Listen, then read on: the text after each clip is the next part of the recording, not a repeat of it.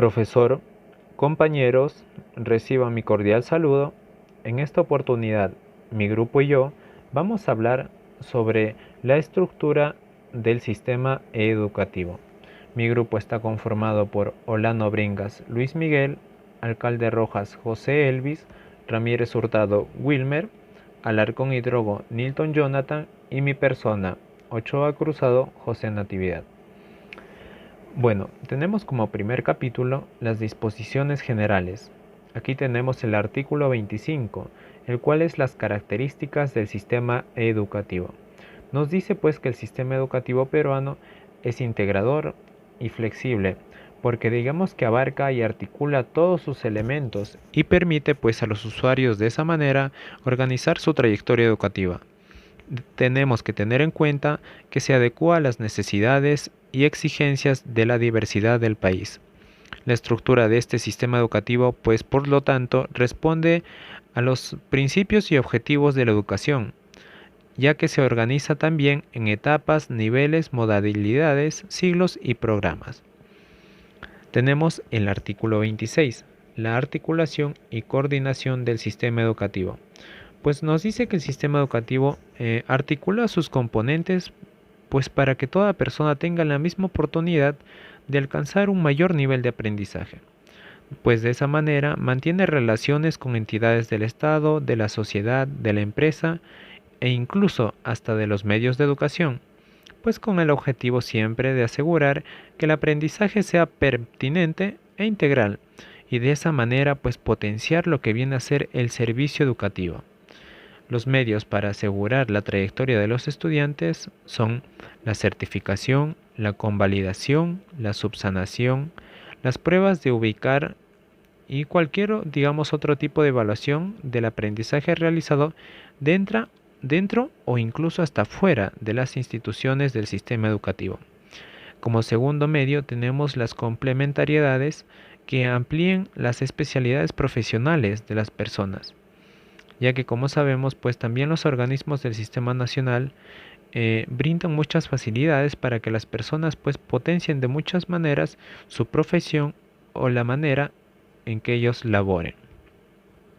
Tenemos también el artículo 27 que nos dice que la educación a distancia es una modalidad del sistema educativo que siempre está caracterizada por interacción simultánea o diferida entre los actores del proceso educativo. De esta manera, pues, esta está facilitada por los medios tecnológicos que propician el aprendizaje autónomo. Es aplicable a todas las etapas del sistema educativo de acuerdo con la normatividad de la materia. Tenemos que tener en cuenta que esta modalidad pues tiene como objetivo complementar, reforzar o reemplazar la educación presencial, pero siempre atendiendo las necesidades y requerimientos de las personas, ya que como sabemos la educación a distancia es un factor que en los últimos años ha estado tomando mucha fuerza y mucha importancia en diversas instituciones educativas. El artículo 28 son las etapas, niveles, modalidades, siglos y programas. Pues como sabemos, el sistema educativo se organiza en las etapas, niveles, modalidad, siglos y programas. En las etapas nos dice que pues estas son periodos progresivos en que se divide el sistema educativo. Se estructuran y desarrollan en función de las necesidades de los aprendizajes de los estudiantes. Los niveles nos dice que son periodos graduales del proceso educativo articulados dentro de las etapas educativas. La modalidad nos dice que son alternativas de atención educativa que se organizan en función de las características específicas de las personas a quienes se destina este servicio, siempre con carácter educativo. Los siglos.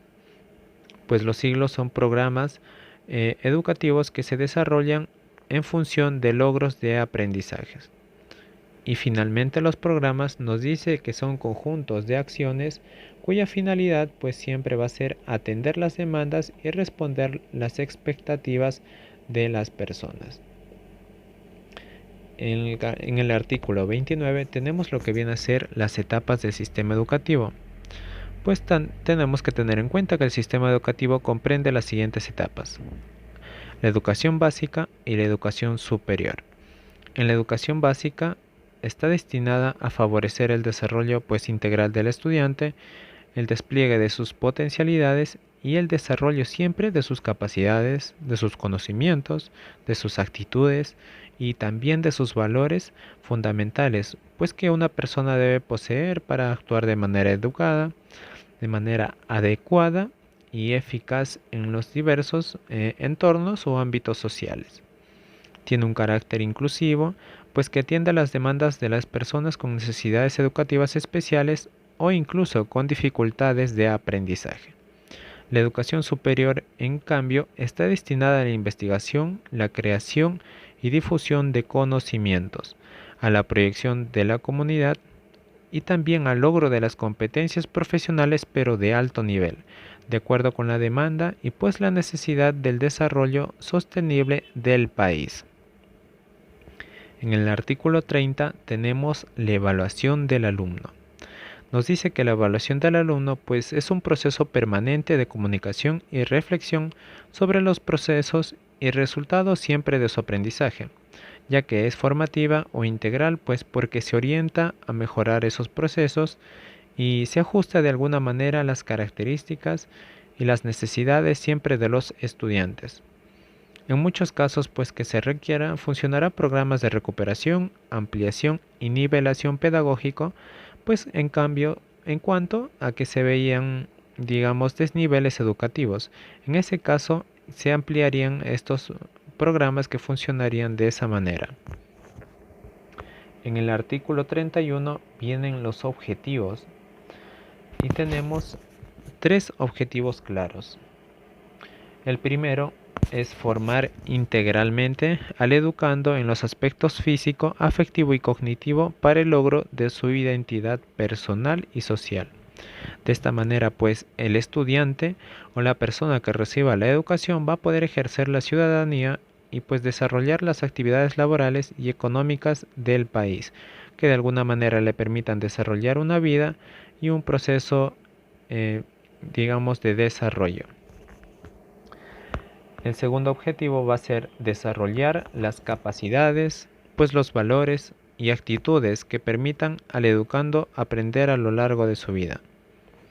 De esta manera, este tipo de factores que al educando va a ir desarrollando le van a permitir, adquirir conocimientos los cuales le van a servir toda su vida.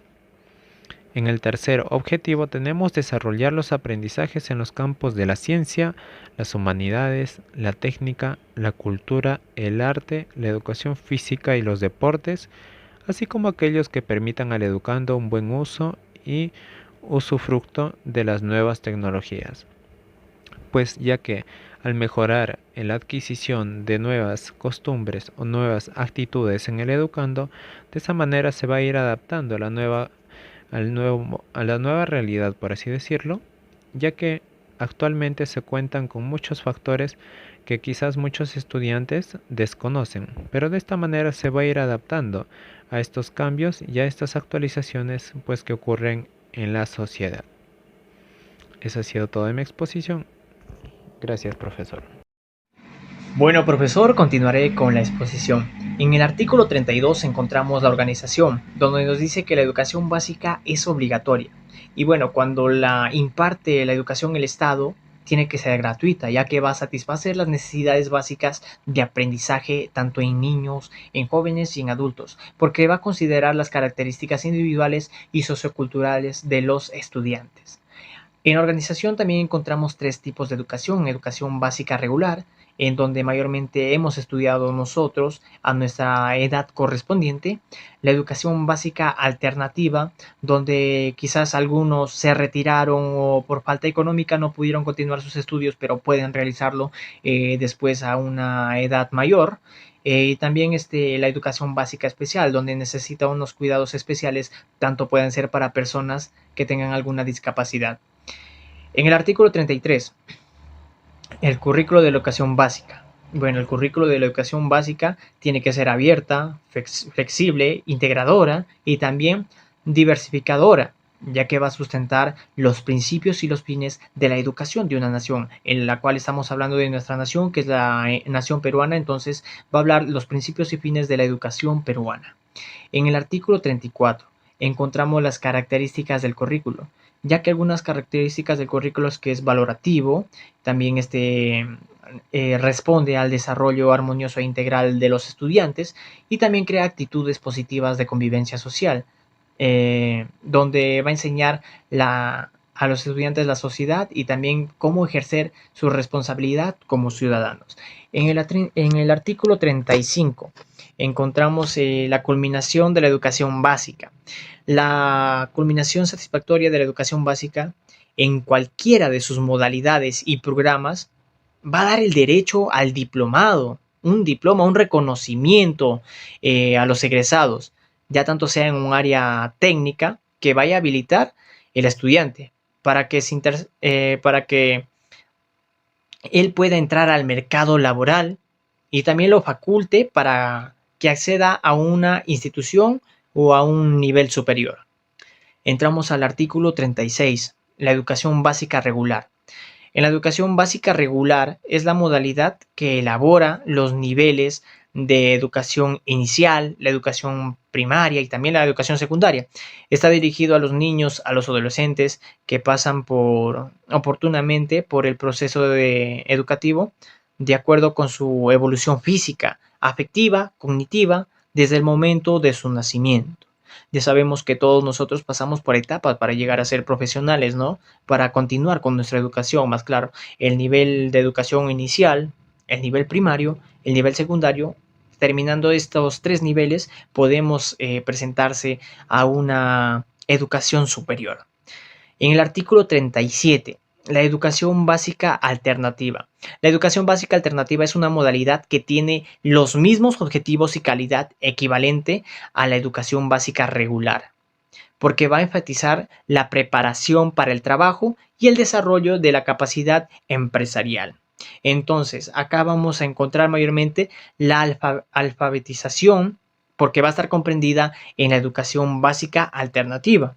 También la educación básica alternativa responde a tres necesidades. Una, que los jóvenes y los adultos que no tuvieron acceso a la educación regular o no pudieron culminarla, ¿no? Otra, que los niños y los adolescentes que no insertaron oportunamente a la educación básica regular o como les dije, tal vez abandonaron por X razones, eh, les va a impedir continuar sus estudios regulares. Y otra alternativa es que los estudiantes que necesitan compatibilizar el estudio y el trabajo. Acá, como les dije, mayormente son personas que no pudieron culminar tal vez en la educación básica regular, pero tienen una oportunidad en la educación básica alternativa para que puedan terminar sus estudios. Ya puede ser en lo que es primaria y secundaria, porque en estos casos sí se da. Como ejemplo, podría poner acá los colegios Nuestra Señora de la Asunción y el Colegio Nacional Toribio Casanova, que manejan también con la educación básica alternativa, más conocida como EVA. Bien, continuando con la exposición sobre el título 3 de la Ley General de la Educación, mi persona les hablará acerca del artículo 38, que es la alfabetización. Nos señala que tiene como fin el autodesarrollo y el despliegue de capacidades de lectoescritura y de cálculos matemáticos en las personas que no accedieron oportunamente a la educación básica. Hay oportunidades para todos, se puede decir, ¿no? También nos señala que se desarrolla según los requerimientos de cada lugar en todas las lenguas originarias del país. Está presente en todo el Perú, ¿no? Por otra parte, nos dice que el objetivo del Estado es erradicar el analfabetismo. Entonces ustedes se preguntarán, ¿quién es una persona analfabeta? Es aquella que no sabe leer ni escribir, se podría decir, ¿no? También tenemos el artículo 38. educación básica especial. Nos dice que la educación básica especial tiene un enfoque inclusivo y atiende a personas con necesidades educativas especiales con el fin de considerado o se ha considerado en esta ley, ¿no?, tres fines muy importantes, ¿no? El primero tenemos conseguir su integración en la vida comunitaria. También que participen en la sociedad, que sean partícipes, porque como bien sabemos, todas las personas debemos tener los mismos derechos y las mismas oportunidades. También nos dice que se promueve su inclusión en aulas regulares, que tengan este derecho a la educación también, ¿no? Porque son personas al igual que todos nosotros. Capítulo 3. La educación técnico-productiva. En el artículo 40 nos habla acerca de su definición y finalidad. Nos dice que la educación técnico-productiva es una forma de educación orientada a la adquisición de competencias laborales y empresariales en una perspectiva de desarrollo sostenible y competitivo. Se busca profesionales y estudiantes que tengan las cualidades necesarias para competir en un mercado hoy en día, ¿no? En el artículo 41 nos habla acerca de sus objetivos y uno de ellos es desarrollar competencias laborales, como ya les venía mencionando, ¿no? Otro de los objetivos es motivar y preparar a los estudiantes para aplicar lo aprendido. La motivación es otro factor o otro objetivo importante, ¿no?, en la educación técnico-productiva. En el artículo 42 nos habla acerca de su organización. Tenemos al ciclo básico, que aquí se realizan las cosas más primarias, se puede decir, las cosas más más básicas, como su mismo nombre lo dice, ¿no? En el ciclo medio ya tenemos a una educación más compleja, más amplia, se puede decir también, ¿no? Artículo 43. Políticas y estrategias. Nos señala que para definir las políticas y estrategias de la educación técnico-productiva, el Ministerio de Educación y las autoridades regionales y locales deben coordinar con el Ministerio de Trabajo. Acá es fundamental un trabajo en equipo, un trabajo en conjunto entre las diversas autoridades para lograr sacar el máximo provecho, ¿no? También tenemos al artículo 45, que nos habla acerca de los centros de educación técnico-productiva. Acá nos señala que estos centros de educación, ¿no?, ofrecen servicios educativos en los ciclos para los que obtengan autorización y expiden las certificaciones y títulos técnicos correspondientes. Bueno, profesor, continuando con la exposición, bueno, a mí me ha tocado lo que es el capítulo 5, a lo que significa la educación, ¿no?, en la educación superior, ¿no?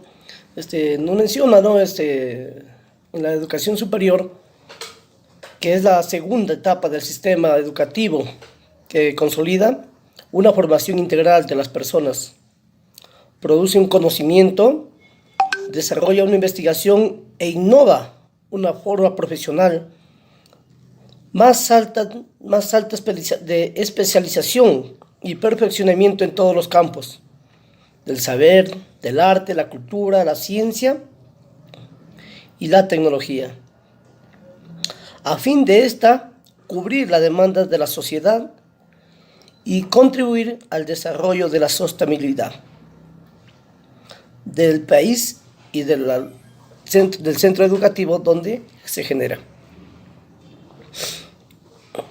Para acceder a esta educación superior, se requiere haber continuado los estudios correspondientes a la educación básica, con el fin de garantizar a los usuarios del sistema la posibilidad de acceder a óptimos niveles de profesionalización y perfeccionamiento. Las instituciones que imparten educación superior establecen entre sí mecanismos de coordinación que les permitan la subsanación y convalidación de estudios. Las instituciones universales, así como los institutos, escuelas y otros centros que imparten educación superior, pueden ser públicos o privados y se rigen por una ley específica, adecuándose a la educación misma del mismo estado donde pertenece. Es así que nos conlleva a tener una educación de calidad, gracias a una finalidad, ¿no?, de requerimientos específicos, de innovación, de un perfeccionamiento en la cultura de donde uno radica. También se basa en la contribución de un desarrollo de sostenibilidad, donde el educando llega a ser la parte fundamental dentro de este centro de estudio que es de educación superior. Bueno, profesor, esa ha sido mi participación de acuerdo al capítulo 5 sobre la educación superior. Continúa mi compañero. Reciban todo mi cordial saludo. Mi nombre es Nilton Alarcón Hidrogo y voy a continuar con la exposición sobre estas leyes basándome en el artículo 56 en adelante. En este artículo se centra mayormente en el profesor, la cual nos dice que es un agente fundamental en el proceso educativo, enseñanza-aprendizaje, y tiene como misión contribuir de una manera eficaz en la formación integral de los estudiantes. Para ello, al docente le corresponde planificar, desarrollar y evaluar actividades que estén, digamos, acorde con las normas de la institución que están integrados. Es decir, el docente debe trabajar en el marco del respeto de las normas institucionales en la comunidad educativa que integra. Como siguiente aspecto nos dice que el docente debe participar en la comunidad educativa tanto como en otras instancias. Esto a fin de contribuir al desarrollo del proyecto educativo institucional, así también como en el proyecto educativo local, nacional y regional.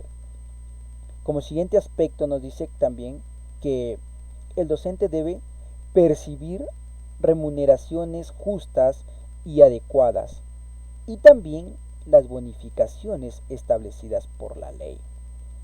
Como siguiente aspecto nos dice que el docente debe participar en los programas de capacitación y actualización profesional, las cuales dichos programas están promovidos y es la obligación de ejercer el Estado. Como siguiente aspecto nos dice que también se debe recibir incentivos y honores registrados según el escalafón magisterial, ya sea por su buen desempeño profesional o por sus aportes de innovación educativa. Continuando con lo que le corresponde a los docentes, también nos dice que debe integrar libremente tanto en sindicatos, así también como en asociaciones de naturaleza profesional pedagógica. Ahora sí, pasamos al siguiente artículo, y este artículo mayormente se centra en la carrera pública magisterial. Es decir, el profesor en las instituciones del Estado se desarrolla profesionalmente en un marco público, en la cual está comprometido según un escalafón, es decir, según el nivel de grado, ya sea bachiller, licenciado, magíster, doctorado, entre otros. Acá nos dice que el ingreso a la carrera se realiza mediante un concurso público y que el ascenso y la permanencia se da mediante un sistema de evaluación, la cual rige varios criterios de formación, de calidad de desempeño, de reconocimiento de méritos y la experiencia. Y esta misma evaluación nos dice que se realiza descentralizada, es decir, se puede realizar en las diferentes regiones del Perú, ya sea en Cajamarca, digamos en Junín, en todos los departamentos del Perú. Continuando con el siguiente artículo, el artículo 58, nos habla sobre los requisitos para el ejercicio del profesorado. Acá nos dice que en la educación básica el requisito indispensable es el título pedagógico y sin este título no podemos desempeñar o ejercer la carrera docente. Y los profesionales con títulos distintos, digamos, ejercen la docencia siempre y cuando desempeñen áreas afines a su especialidad, es decir, desempeñan áreas asociadas, ligadas a la especialidad o al título obtenido según su formación profesional. En el artículo 56 nos habla sobre las áreas del desempeño del profesor. Las áreas de desempeño laboral del profesor son la docencia, la administración y la investigación. En el artículo 60 nos habla sobre programas de formación y capacitación permanente. Acá nos dice que el Estado debe garantizar y promover el funcionamiento de los programas de formación y capacitación permanente, vinculando su formación docente en un, digamos, en un contexto actualizado. Y este programa debe estar articulado con las instituciones de educación superior. Por lo tanto, el Estado está obligado a procurar medios adecuados para asegurar una efectiva, eficiente participación de todos los docentes a dichos programas. Ahora sí, en el artículo 61 nos habla sobre el régimen laboral del profesor en la educación privada. Acá nos dice que el profesor que trabaja en las instituciones educativas privadas se rige por lo establecido en el régimen laboral de actividad privada. Y si este docente, digamos, quiere pasarse al servicio del Estado, puede incorporarse, siempre y cuando haga un previo cumplimiento de los requisitos por la ley. Requisitos establecidos por la ley. Ahora sí, pasamos al último artículo de la ley que está centrada en el personal administrativo.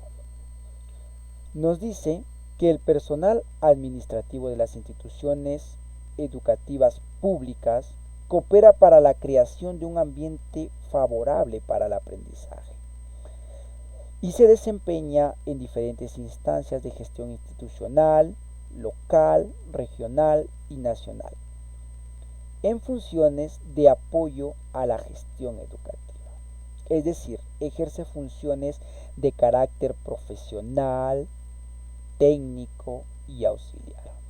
Para ello, a este personal administrativo le corresponde, digamos, una formación especializada para el ejercicio del cargo, es decir, para desempeñarse en el cargo que va a ejercer o se va a desempeñar dicho personal administrativo. También le corresponde una remuneración adecuada a su responsabilidad o a su actividad que desempeña. Y por último, nos habla que este personal administrativo le corresponde la inclusión en la carrera pública correspondiente. Bueno, eso es todo con respecto a la exposición de mi parte y de mi grupo. Bueno, gracias.